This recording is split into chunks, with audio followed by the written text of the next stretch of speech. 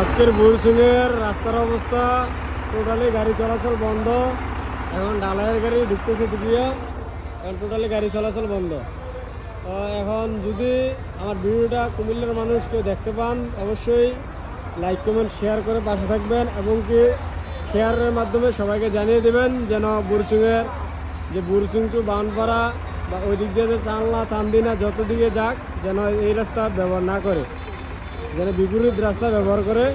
এটাই তাদের সাথে এটাই তাদের একটা আমন্ত্রণ বা একটা ভিডিওর মাধ্যমে তাদেরকে সতর্ক করে দেওয়া হলো।